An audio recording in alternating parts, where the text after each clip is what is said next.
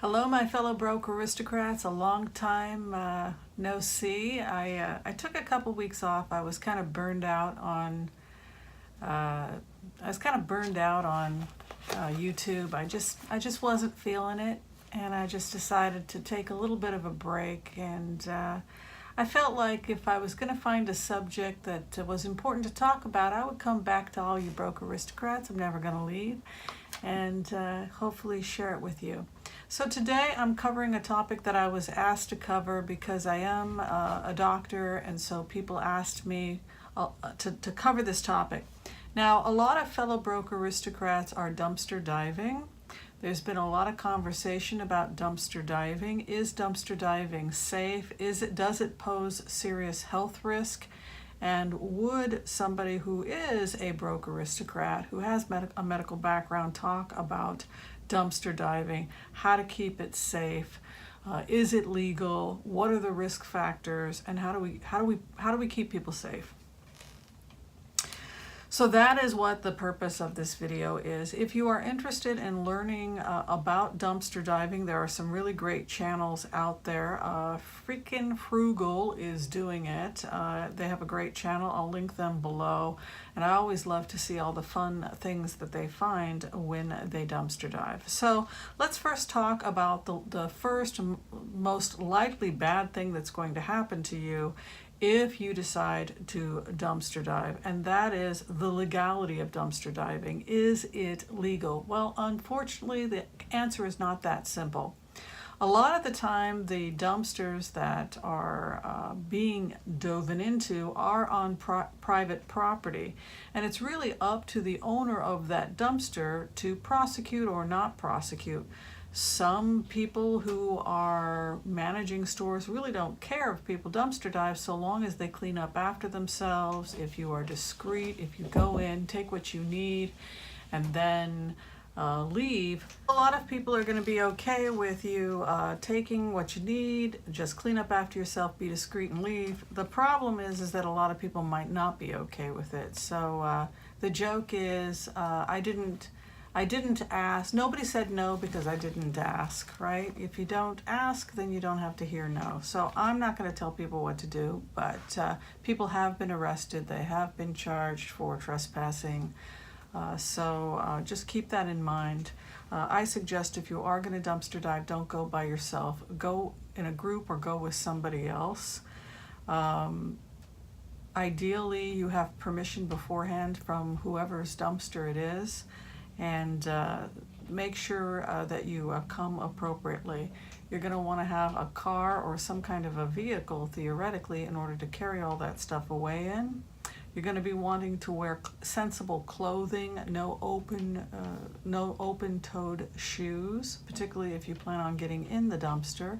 You're going to want to make sure that you are well covered from head to toe. Denim jeans might be your best solution, and maybe some hiking boots or something like that.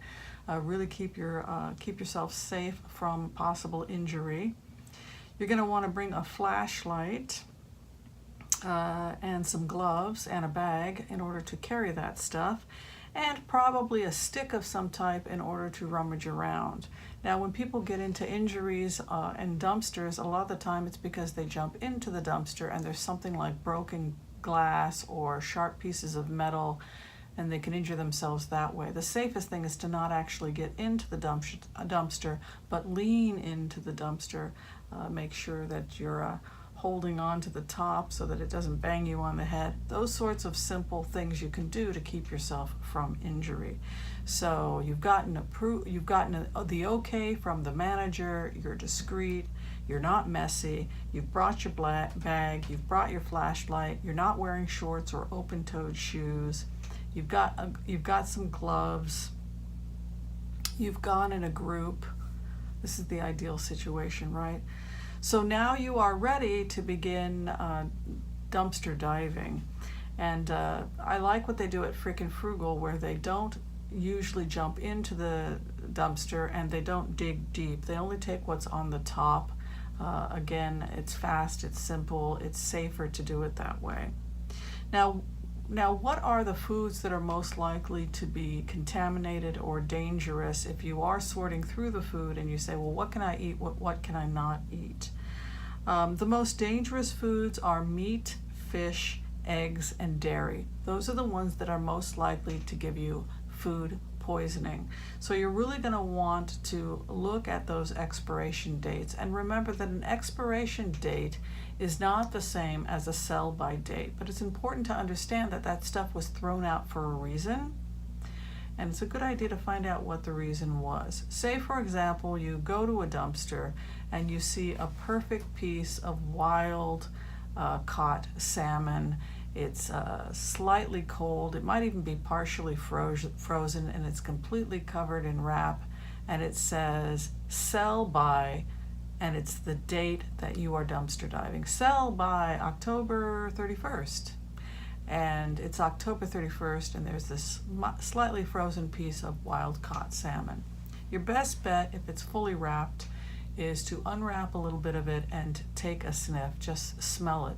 If it smells completely fresh, then it might be okay. Take it home, soak it in some salt water, and then wash it down with lemon juice or vinegar, which is the traditional way that people have cleaned fish in order to get off the bacteria. Now, it's important to do that because bacteria produce what are known as exotoxins and endotoxins.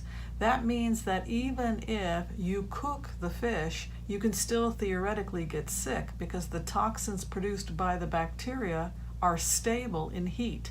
Some of those toxins don't get destroyed by heat, and so that is why it's important to first wash the bacteria off and kill the bacteria.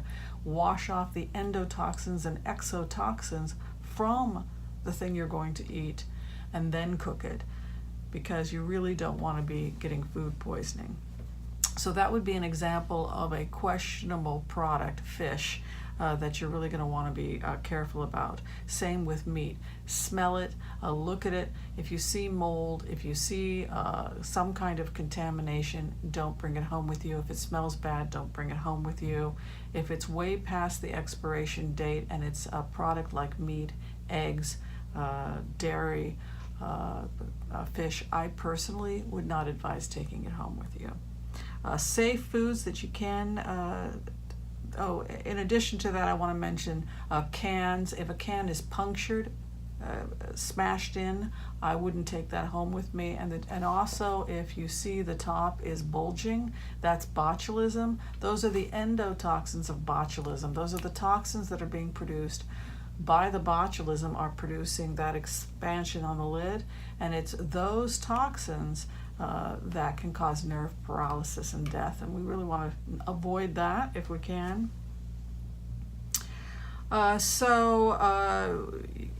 No meat, no fish, no eggs, no dairy that's beyond the expiration date. Smell it.